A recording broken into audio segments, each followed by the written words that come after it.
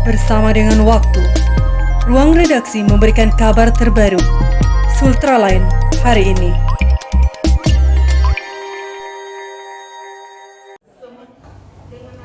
Pencanangan gerakan membeli produk UMKM Sulawesi Tenggara resmi di-launching di Pusat Kuliner Pelutka UMKM Sultra. Gerakan membeli produk UMKM ini diinisiasi oleh beberapa toko Sultra yang juga didukung oleh El-Fatah Institute, Jumat 12 September 2020. Sebelum berlanjut, jangan lupa subscribe channel Sultraline, nyalakan loncengnya agar Anda yang pertama mendapatkan informasi terbaru dari ruang redaksi kami.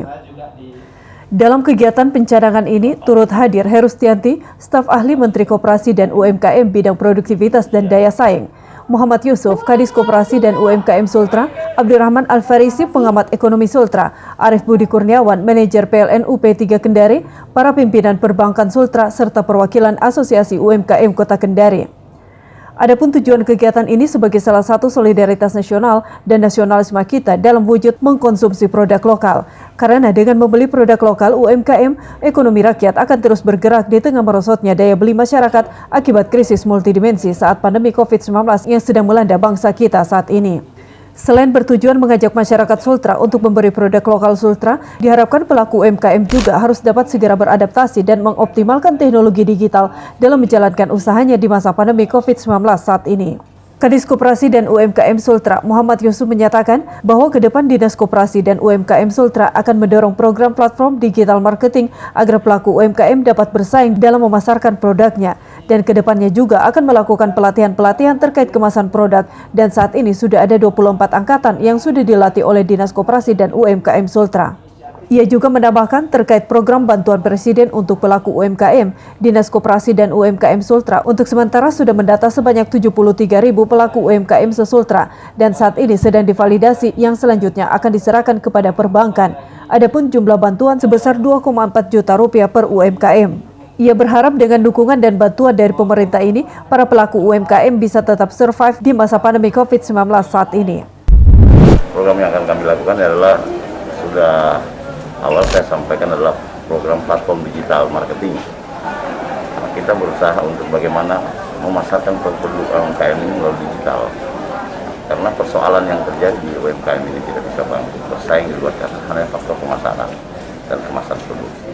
Nah, untuk kemasan produksi kami coba melakukan pelatihan-pelatihan yang sudah kita lakukan pada tahun ini. Ada 23 angkatan ya, 23 angkatan untuk bagaimana memberdayakan mereka agar bisa survive untuk sementara kita sudah mendata bantuan itu dari pelaku-pelaku usaha kurang lebih 33.000 ya, 73.000 pelaku UMKM dan koperasi. Nah, sekarang setelah lagi kami validasi, nanti setelah semua sudah terdata dengan baik, akan kita laporkan di perbankan untuk diberikan bantuan. Nominalnya 2.400.000 ya, 2.400.000 per UMKM. Sementara itu, Abdurrahman Farisi, pengamat ekonomi Sultra yang juga staf ahli Badan Pemeriksa Keuangan RI menyatakan, Dinas Koperasi dan UMKM Sultra harus lebih proaktif dalam memajukan UMKM Sultra. Karena berdasarkan data masih ada dua masalah pokok dalam UMKM Sultra, yakni masih tingginya angka UMKM yang belum memiliki legalitas dan terkait digital marketing. Di Sultra saat ini masih tinggi angka pelaku UMKM yang belum punya akses terhadap internet dan komputer. Pendiri El-Fatah Institute ini juga berharap dua hal pokok ini menjadi konsen dari Dinas Koperasi dan UMKM Sultra untuk segera diselesaikan. Itu memang kita masih rendah, masih tinggi yang belum punya legalitas UMKM Sultra. Yang kedua soal sekarang ini kita masuk digital marketing dan kita masih tinggi juga itu yang belum akses kepada komputer dan internet. Jadi dua masalah saya kira tadi Pak Kadis sudah jawab akan melakukan dua hal itu. Berdasarkan data dari Kementerian Koperasi dan UMKM RI, sejak bulan Maret hingga September 2020, melakukan pendataan melalui call center dan situs website Kementerian Koperasi dan UMKM RI berkenaan dampak pandemi COVID-19 terhadap keberjalanan bisnis UMKM. Dan hasilnya ada 235.928 aduan para pelaku UMKM dengan penjabaran sebagai berikut. Sekitar 22,90% terjadi penurunan penjualan, sekitar 18,87% pelaku UMKM kesulitan bahan baku, sekitar 20,01% pelaku UMKM terhambat distribusi produknya, sekitar 19,39% tidak memiliki akses permodalan, dan sekitar 18,83% terhambat produksi produknya. Dan selain itu juga pelaku UMKM juga masih harus menghadapi tantangan untuk dapat bersaing di pasar global.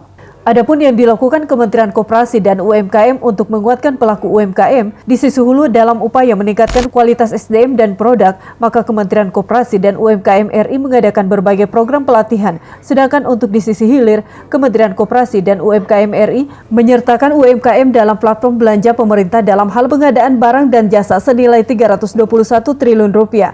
Dan selain itu, Kementerian Koperasi dan UMKM bersama Kementerian BUMN mengikut sertakan UMKM dalam belanja barang dan jasa di BUMN di bawah 14 miliar rupiah melalui pasar digital, dan saat ini ada 9 BUMN yang siap menyerap produk UMKM. Dari Kompleks Blok M BD Kendari, jurnalis Ultraline Ismar Indarsyah mengabarkan untuk Anda.